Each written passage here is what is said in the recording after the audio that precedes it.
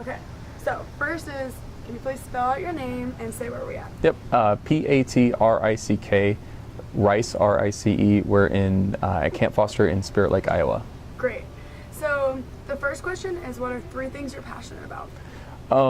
Definitely helping others, helping other people, and just the humanitarian aspect of it. And that's what I love about camp is the opportunities that you have to treat other people with respect and show caring, show positive, being in a positive atmosphere, and letting people grow and just really mature on their own. Another thing is in the environment. I'm a huge science, environmental ecology guy. That's what my education is in, and so caring for the environment and teaching people how to respect the environment and just how to live cohesively together is something that I'm definitely passionate about, and education, probably. I would say that.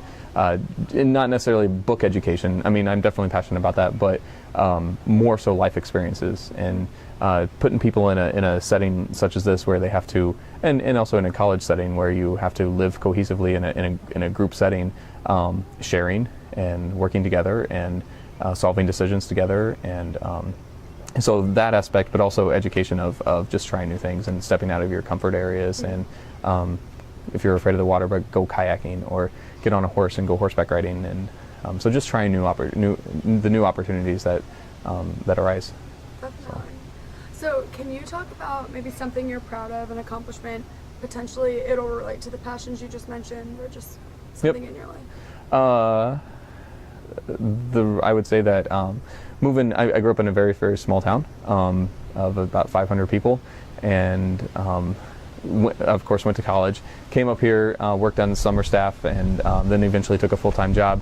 But I knew that I wanted to continue my education, so I moved out to DC and lived out in DC for 2 years and finished my master's, and then came back to this area. So I would say just stepping out and on that adventure myself. I'm really proud that I was able to accomplish that, I guess. Definitely. So. And then if you could talk about maybe an influential event in your life. Okay. I would say every summer is very influential. You're surrounded by 70 college staff, and even though I'm their supervisor, you're still seen more as a coworker together, and seeing them having the impact that they have on each other and how this place impacts their lives, but at the same time they also do that to me, and they do that to each other professional staff here too. So I would say that every summer has been a very influential time in my life, and it just teaches me more about myself, whether it's understanding that you don't have to be embarrassed about a certain aspect of yourself, or just being comfortable on who you are and what you enjoy and what you like, and just being, as long as you're treating yourself with respect and treating other people with respect, then it shouldn't matter if you like Disney movies or or if you're a Rambo fanatic or whatever it may be. So great, that's great. And now if you could talk about maybe a strength that has helped lead you through those accomplishments or has assisted you throughout your experiences. All right, my greatest strength definitely is responsibility, and I'm very detail oriented.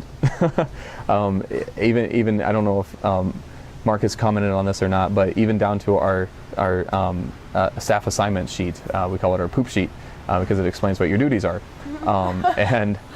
So on the poop sheet, we'll have clip art that talks about that kind of fits with the theme. And there's been several times I'm like, I don't like that.